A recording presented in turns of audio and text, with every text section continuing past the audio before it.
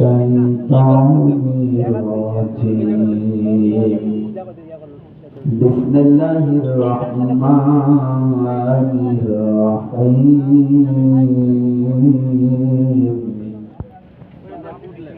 شرع لكم من الدين ما وصى به نوحا والذي أوحينا إليك وما وصينا به إبراهيم وموسى وعيسى أن أقيموا الدين ولا تتفرقوا فيه كبر على المشركين ما تدعوهم إليه الله يجتبي إليه من يشاء ويهدي إليه من ينيب صدقت يا ربنا. عن أبي ذر رضي الله تعالى عنه قال قال النبي صلى الله عليه وسلم من ادعى ما ليس له فليس منا وليتبوأ مقعده من النار. رواه مسلم.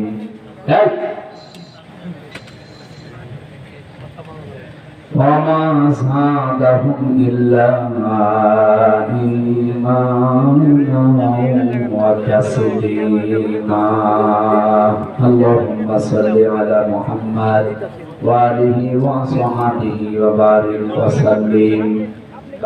قالوا سبحانك لا علم لنا إلا ما علمتنا إنك أنت العليم الحكيم.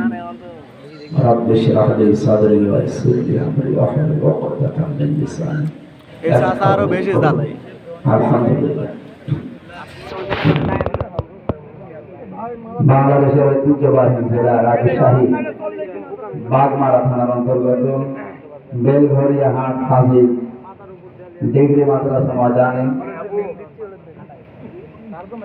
বাৎসরিক ইসলামী মহাসম্মেলনের সম্মানিত সভাপতি রাজশাহী বিশ্ববিদ্যালয় ইসলামিক স্টাডিজ বিভাগের সম্মানিত প্রফেসর, হাজার হাজার হাজার উস্তাদ professor doctor M Abdul Hamid আতালাল্লাহু উমরাহু ওয়া বারাকাল্লাহু ফি হায়াতি, বলেন আমিন।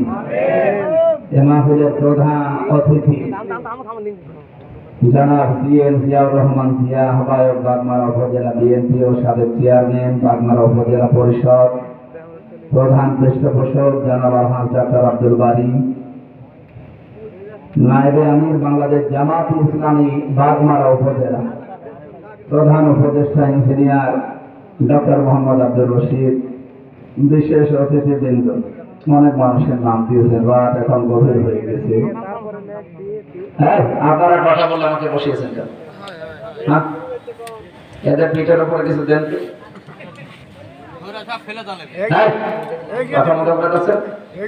কিছু বললে ইশারা করেন।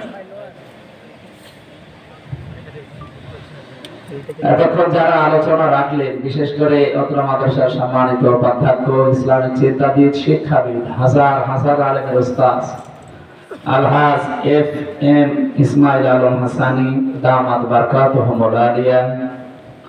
আলোচনা রেখেছেন সহকারী অধ্যাপক আরবি বিভাগ আলহাজ মাওলানা মুস্তাফা আমিন দামাত বারকাতুহুমুল আলিয়া, মাওলানা সাইফুল ইসলাম সহকারী অধ্যাপক আরবি বিভাগ, মাওলানা আব্দুর রাজ্জাক প্রভাষক আরবি বিভাগ। আরো অনেক মানুষের নাম দিয়েছেন আপনারা। আলেমদের হাতে তাজ্জেবা সিহাতে করলিয়া কামনা করছি, বলেন আমিন। আমিন। রফা'না লাকা যিকরা, এই আয়াতটাই পড়া হয়। আল্লাহ তাদের সম্মান মর্যাদা শুধু দুনিয়া না, উভয় জগতে যেন বাড়িয়ে দেয়। এটা যদিও রাসূলের নামে আল্লাহ নাযিল করেছে। রাফা'না লাকা যিকরা, হে নবী, আমি কি আপনার সম্মান মর্যাদা উপরে তুলি নাই? যেখানে আমি আল্লাহর নাম সেখানে আপনার নাম উচ্চারণের ব্যবস্থা করেছি। বাংলাদেশে আপনি টেকনাফের একেবারে শেষ গ্রাম থেকে পঞ্চগড়ের বাংলা বান্ধা পর্যন্ত এই যে 1110 কিলোমিটার পথ, হিসাব করে দেখবেন কমপক্ষে 14 মিনিট একাধারে আজান হয়।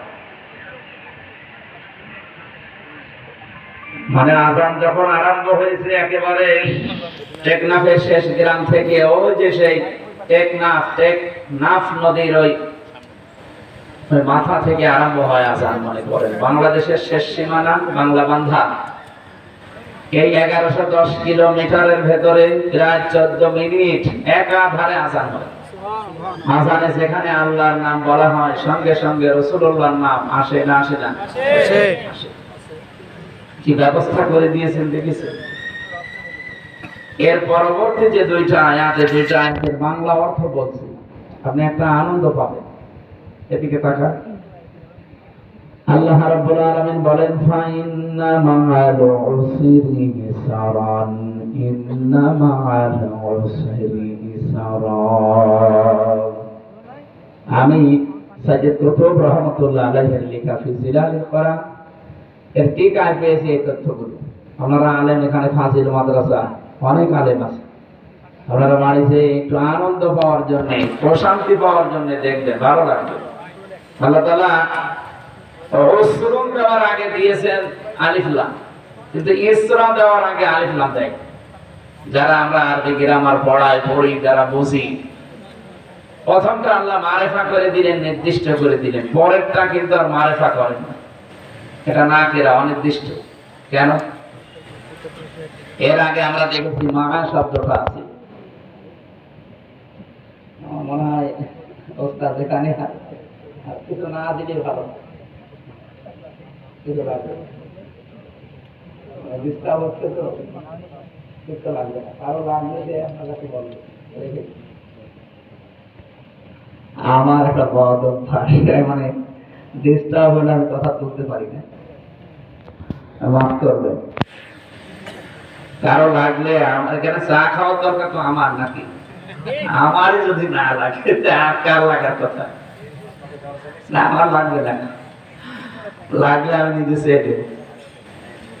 আপনাদের তো এনারা ক্লাস করায় না 45 মিনিট, 50 মিনিট, সর্বোচ্চ 45 মিনিট হয়। 45 মিনিটের পরে যত ভালো শিক্ষক হোক, স্যার তো বসে আছে, আর একজন শিক্ষক চলে আসবে, ঘন্টা বাড়ি দিয়ে দেবে। কেন? কারণ মানুষের মেধায় কথা ধরার একটা লিমিট আছে। মনে বলতেই থাকবে, আমি শুনতেই থাকলাম না, আগেরটা বলে যাবে। এই জন্য পৃথিবীতে ক্লাস যতগুলো আমরা দেখি সবই প্রায় 45 মিনিট। ভাগ করা কেন? বিজ্ঞান এই তথ্যটা নিয়ে এসেছে মানুষের মেধার উপরে বেসিস করে। কয়েকদিন আগে আমি মালয়েশিয়া ছিলাম, ইন্টারন্যাশনাল ইসলামিক ইউনিভার্সিটি, প্রায় 120টা দেশের ছেলেমেয়েরা পড়ছে, প্রায় 87টা দেশের শিক্ষক এই জায়গায়। কয়েকটা শিক্ষকের ক্লাস আমি পেয়েছিলাম, সেমিনার ছিল, ওনারা কথা বলছিলেন। রাশিয়ার একজন, ফ্রান্সের একজন, আর ওই ভার্সিটির তো আছে সব। ওনারা তথ্যটা বলছিলেন যে মানুষের মেধার ভেতরে যে বিষয়গুলো আল্লাহ দিয়ে রেখেছেন, একে কোষ, সেল বলা হয়, এগুলো কথা ধরার একটা লিমিট আছে। তো ওই জন্য 45 মিনিটের পরে ক্লাস নেওয়া ঠিক না। সবার এই নিয়মেই নেয়, বিশ্বে যেখানে গিয়েছি দেখেছি এই নিয়মে ক্লাস নেয়। আমরা একটা ক্লাস করাবো, সর্বোচ্চ আমাদের ক্লাস আর 15 মিনিট, বেশি হবে 1 ঘন্টা, আর একটু নীরবে শুনবো ইনশাআল্লাহ। যদি এত রাতে কথা বলা ঠিক না, আর আমি অভ্যস্ত না। জেল থেকে বের হয়ে আমার মাহফিল গুলো আমি রাত 9টা থেকে 10:30টায় শেষ করে দিই। বারবার আমি যত ডাক্তার দেখালাম এই 3 বছর জেল খাটার পর, সবাই বলছে আপনার মাথার এই সাইডে সমস্যা, রাত জাগলে আবার বাড়বে। এই জন্য বেশি রাত জাগবেন না, 10টা 10:30টায় শেষ করে দেবেন। আপনাদের হাসানি সাহেবের জন্য আজকে আমার রাত জাগা হয়ে গেল। আমি মনে হয় আগামী থেকে যেখানে আসি, আপনাদের এই বাগমারা থানাটা তো সমস্যা, এরা মনে হয় প্রধান বক্তা তোলে রাত 12টার পরে। আগামী থেকে যেখানেই নিয়ে আসেন আমারে, এটা রেকর্ড হচ্ছে তো, সারা দেশে যাচ্ছে। আপনি সাইদি সাহেবের মতো বা দেশও তুলে দেবেন, যেন অন্তত 10টা 10:30 অনুষ্ঠানগুলো শেষ করে আমরা যে আমাদের কাজ করতে পারি। আল্লাহ তাওফিক দান করুন, আমিন। রেকর্ড হচ্ছে এই জন্য বললাম, কিন্তু এরপরও যদি কেউ না শোনেন, আল্লাহর কসম আমি মাহফিলে যাব না। আজকে শুধু উস্তাদের সম্মানে এসেছি, আগামীতে এরকম বারবার সম্মান দেখালে আমি মরে যাব। তো ফাইন্না মাআল উসরি ইসরা, উসরুর আগে আলিফ লাম, ইসরার আগে আলিফ লাম নেই, অথচ মা দিয়েছেন আর আগে আল্লাহ, এরপর আগে দিয়েছেন ইন্না। গ্যারান্টি দিয়ে নিলেন না নিজে।